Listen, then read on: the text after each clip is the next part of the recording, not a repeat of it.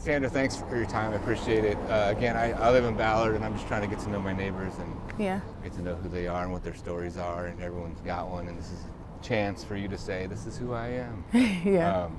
But I start at the beginning of, Cassandra, where were you born and raised? I was born in McKinney, Texas, but I was raised in Seattle. Oh. Yeah. Tell me about your childhood. What do you remember in Texas there? I remember my mom coming back and my dad is like, he's like in the hot tub with some other lady. So then that's when we flew to Seattle. And then we were in Seattle, then my dad kidnapped me and brought me back to Texas. And then my mom had CPS grab me and bring me back to Seattle. Whoa. Yeah. How old were you? I was 3. So you have some memories. Yeah. I guess is. Yes. What do you remember about that time? Scared. Yeah. Yeah. Because, you know, being taken in the middle of the night and then waking up in like a totally different place and then my mom and him arguing, fighting and stuff like that. It just took off from there. I had a rough childhood. Wow. Did you have any siblings? I have biological and foster. I was adopted. So on my real side, I have 5 brothers and 1 sister. So there's 7 of us originally. And then my foster family, there is 6 boys and 7 girls. Wow. Yeah, but after I got adopted, we all came together as one big family. Oh, gotcha. So that was a good thing about it. Well, I guess it's like, so you went to Seattle to Texas, back to Seattle? Yeah, and then back to Texas, then back to Seattle. Oh, a couple times. Yeah. Back and forth. And all your siblings or just you? Just me. Oh, how come? Yeah. Yeah, because I was my dad's favorite, so. Oh, interesting. Yeah. So he kind of specifically Yeah. targeted. Well, my mom, she had babies by other people, and then I was his only child at the time, and then my mom had a baby again, my little brother, and then, but he didn't like, I don't think he liked him because he didn't claim him. Mm-hmm. So. Interesting. So when you came back to Seattle, you were with your mom and other siblings, I assume? Yeah, my biological family until I was 7. Until you're 7. Yes. And tell me about that time. That time was hard. I was molested by my mom's boyfriend for 2 years. Only reason why they found out is because I was in front of my class. At the age of 7, I was having a miscarriage. And that's when I got taken away. But I was blessed. I was put in a foster family, a great foster family, and I've been with them since I was 7. So you said by the age of 7 you were having a miscarriage. Yeah. In front of my class, and I didn't think that was possible. I never thought it was possible. My mom said it wasn't possible, but the doctor said it was possible. And they always say that back in the day, people were having babies at that age, and I guess I developed early, because I was being molested. Yeah. So, and it's just like, that just happened. Then I got taken away, and my life got better after that. I'm so sorry. I have 2 daughters, so one is 7, one is 9, so that's brutal. Yeah. I'm so sorry. So when you're 7, I got taken away, and that's when I met my foster family, the Tuckers. I'll never forget the day, October 18th. And it was daytime. They just came from church. I met them, and they took me back to the bedroom, and the CPS lady, she's like, let me know if you don't want to stay here. I'll take you somewhere else. But she just left me. She just disappeared. What were you like, scared, I was like, I assume? I was like, at first I was going to tell her, no, I didn't want to stay here. But then my sister, Shamika, she was like, please stay, please stay. Yeah, she's like, I like you a lot. I was like, okay, I'll stay. Yeah. So then I was like, okay, I'm going to stay with my foster mom. I was like, she's already gone. I told her, you'll be fine. I was like, okay. Yeah. And then I was a twig. I was like no more than like, say 50 pounds. And within like 6 months, I was like bigger than 50 pounds. Yeah. Yeah. Once you ate good. And yeah, they took very good care of me. Oh, good. I still talk to them to this day. Oh, really? Yeah. Oh, that's so, and the other. Yeah, we're all intertwined. Oh, everybody's, it's my big family. Yeah. Yeah. And were they in Seattle? Yeah. Oh, fantastic. Yeah. So 7 through how old? Until now. Till now. That's my mama. Oh, well, I mean, but you lived at that house. Until I was 18. Till you're 18. Yes. And then you have fond memories, it sounds like. I'm sure it wasn't all perfect, but. Oh, we do. A lot of My guess is with that many kids, it was a lot of drama. And a little chaotic, maybe. Yeah, but they handled it good. Yeah, it was fun. It was fun, scary, and everything. It was all those emotions that you could have with a big family. And so you guys all went to school? Yeah. In high school? Yep. Did you do some college or anything like that? Oh, wonderful. Yeah, I went to the UW. Oh, fantastic. Yeah. Wow. So. Did you graduate from UW? Yeah. Tell me more. I graduated, I became an RN, and then at the age of 26, I had my first heart attack. And so then I became a liability. Wow. So I really didn't even get into my career that good before they told me I was a liability. So I had to stop my big old dream and I had to do what I could do. And I did in-home care for a little bit, and then I had another heart surgery. So then I was like, okay, well, hey, looks like I gotta stop. And then I had another heart surgery. So I was like, I really gotta stop. So. Like stops doing working and all that stuff. Yeah. And I was blessed with 4 kids though. Oh, tell me more about that. I have an older son. His name is Latray. He's 16. I had a 8-year-old. Her name's Linnea. And I have a set of twins that are 5. So. Yeah, tell me about them. Latray, he was my butterball. He was just this roly-as, poly-as. He was my Winnie the Pooh. Linnea, she was my gift. I was scared because of what happened to me as a child, but sure. You know, it was hard. I watched her die on the table. And I died on the table. I think you know, people say that you can go to a different reality after you die and you could bring somebody back. That's what happened. People say I'm crazy, but I believe that that's what happened because I brought my baby back. I seen her and I told her come back with me, and I was like, I'm not. She's like, well, you have to go back, and I was like, I don't want to go back. I don't want to go back without you. And then when I came back, she came back, and then there was like, she's back. And there was like, they're both back, and I was like, well, okay, well, we're back now, and it was hard, but I was scared for a second because they didn't call Code Blue for a minute, but she was down for a long time. Wow. So I thought she was gonna have like brain damage, but she pulled through just fine. Great. Yeah. Wonderful. Yeah, and then my twins, whoa. Boy and girl. Boy and girl, Lily and Robert. Yes. They were difficult. It was after my heart surgery, first one, and the doctors told me I couldn't have babies, so I hid it from the doctors. But I didn't know I was having twins. So I was a rock star though. I was good. I was great to go. I had all flying colors. They were surprised. It was like, you can even have your C-section. You're good to go. And then boom, a week later, I'm being life flown to Spokane because I'm dying. My babies are dying. And because this lady, my boyfriend's so-called best friend, was killing us. She was poisoning me. Yeah. She was poisoning me and my babies this whole time. And like through food? Through food and stuff. She used to feed me all the time. She's like, she made an excuse. I need you all fat for those babies. The babies gotta be nice and fat. But I knew something was wrong when my bottom of my whole bottom area was like whoosh, and it was just like you could see the pores in my legs and stuff. And I'm like, my heart don't feel good. I'm too tired. And I was like, I need to go to the doctor. And they was like, you're dying. Basically, that's what they say. You're dying. You need to get these babies out of you now. These babies are dying. You're dying. And then they found something in your system? Yeah, they found beta blockers. I had to stop my beta blockers because I was pregnant and it could kill the babies.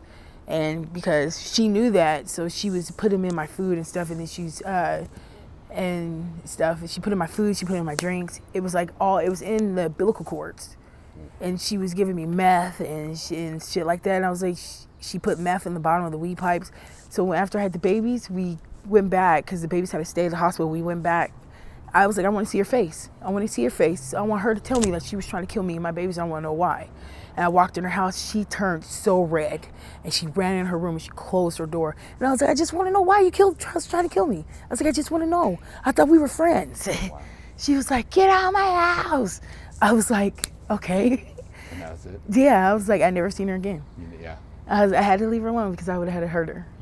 Yes. Yes. Sounds reasonable. Yeah. In a weird way. Yeah. Yes. But my babies pulled through. Yes, and so did you. Fantastic. Yes, yeah. I did somewhat, it was a hard road because I felt like God left me alone to deal with it. Like, at one point, my boyfriend didn't believe me when I was trying to tell him she was doing something to me.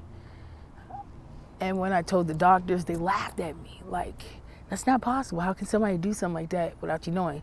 It happens every day. And I'm like, everybody kept telling me I'm crazy. No, it's crazy. But when the tests come back, everybody want to apologize to me. I don't need you apologizing to me. I just want you, what are you going to do about it? Yeah.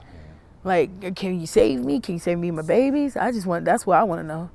But when I was there, every time my family called, they sent them to the morgue. They transferred their phone calls to the morgue. So when my mom and them heard my voice on the phone, they just cried. Yeah. Wow. I was like, why did they transfer us to the morgue? They said I was dead. So your twins are 5, you said, so this is 5 years ago. Yeah. Wow. That's heavy. Yeah. I had a hard life, but, it's life. Everybody's lives can't be sugar and rainbows. Some people got to fight. And I feel like that's all I have done. Something stuck out. When you said, I feel like God left me alone. I mean, I don't know what God you believe, but it's like that statement is a big statement. And so how are you now? How are you coping with? Me and God don't get along. Yeah, because it's like he just keeps leaving me. And I don't know why he keeps leaving me. And when he leaves me, something bad tragically always happens, and it's just like, why me? Why am I keep getting picked on? Like, why can't I just have a simple life? Like, if I work for it and I got it, can't it just be easy from there? But it's never easy. It's always something else. And they always say God don't give you more than you can handle. I think he bit off more than he could chew this round. So, because I feel like he truly left me alone. And he's like, just threw me to the raft. That's a difficult thought process. And yeah. Also, I understand. It's understandable. You're not alone in that. I feel like I am. Yeah, of course. My guess is lots of people feel that, but so where your kids are where now? They are with my sister because we got arrested. Me and my boyfriend got arrested. My so-called street sister, she set us up, her and my older son, and they got us arrested. So then when we got arrested, she called CPS and said we abandoned our kids. So CPS came and took our kids. But it was just like, before that, it was just like, she was there to help me. Like,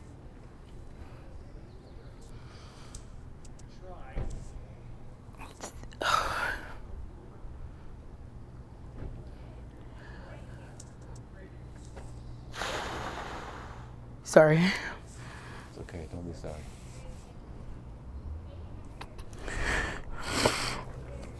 October 28th, I'm laying in bed at my apartment and get a phone call. It's from a private number. Miss Kirkham, I said, yes, this is her. We need you to come identify your daughter's body at the morgue. I said, you're playing with me, right? Wait, you're playing with me. I hang up the phone. I was like, it's a joke. They're playing with me. It's gotta be a joke. They call back. Miss Kirkham, this is not a joke. We need you to come identify your daughter's body at the morgue. I said, what daughter? They said, Linnea. I said, no. My baby was taken from me by her dad, by her dad's mom. Just snatched her out of my arms. Even though I had custody of her, the police wouldn't go get her. CPS gave her a clothes voucher instead of returning her to me. And now you're telling me my baby's dead. Every time I called the police to find out if this was true, every time I talked to CPS, Anytime I talk to any authority figures, they all tell me to contact the family. And I'm like, I am the family. I gave birth to that girl. So how you going to tell me to contact somebody and you guys can't tell me? And it's still to this day, I still don't know nothing. Nobody's telling me nothing. I sit outside their house. I sneak up there and I sit outside his mom's house. I don't see her. She don't go to school. She's not enrolled nowhere. I checked my voicemail and I got phone calls from Children's Hospital from the teachers talking. I don't know why Junior gave him my number, but he gave him my number pretend like it was his. And they're leaving voicemails talking about, well, we need to talk to you about the neurology reports, all this stuff. Why didn't you tell me there was something wrong with my baby? How come nobody told me anything was wrong with my baby? And nobody's telling me anything. So my so-called sister supposed to took my kids so I could figure it out. And just because I didn't have my kids, I fell asleep. This is the first time I could sleep in a while. I slept for days. And when I came back in my kids, she's all mad and upset and telling me I stole her phone. And I'm like, I've been asleep, so how did I steal her phone? And then me and her, we get into it. And then all of a sudden the police are coming and the police are saying that we put our hands on our kid. And I'm like, we didn't put our hands on our kid. I sat on my son so he could stop hitting his dad. So I didn't want them to fight. And now we're going to jail. And my kids are being taken from me. We get out. And I couldn't do it. I couldn't stay in that place. I couldn't stay in that apartment. I couldn't. I hear kids all the time. I see my baby stuff. I don't have my other babies, so we pitched a tent. How long ago was this? It was last year, October 28th. October, yeah, so you said. That's when it all started. We got out, we went to jail in November. I think we went to jail November 11th. We got out on the 17th. 28th. Yeah, and then we pitched the tent. So you've been out here since October 28th. I guess I can't do it. I can't do it.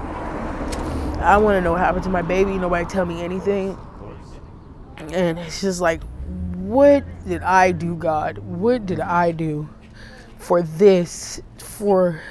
it to happen to me, to happen to her? Because the whole time I was fighting for custody, I'm telling them that he's dangerous, he's unstable. And now look, I don't have my baby. I have none of my babies. And I don't know, what did I do? What did I do so bad? Like, I know I'm a great mom, because if I wasn't, I wouldn't have my kids this long. And what did I do so bad to deserve this? So. Yeah, those are just brutal questions. Yet I still have an answer.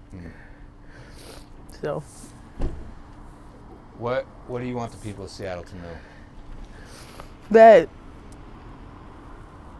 we're all not out here doing drugs and stuff like that. Some of us were out here to escape pain and suffering, to get our heads together, to find something else to do than sit there and worry and stress out. It's okay for us to be out here to take a break and to get fresh air so we can relive and understand and cope with our lives. Everybody's not out here to do trouble and do bad. Some people just need a break. I just need a break. That's why I'm out here. Thanks so much for sharing. I appreciate it. Are you open for a hug? Yeah. I'm so sorry. That's brutal stuff. I'm so sorry.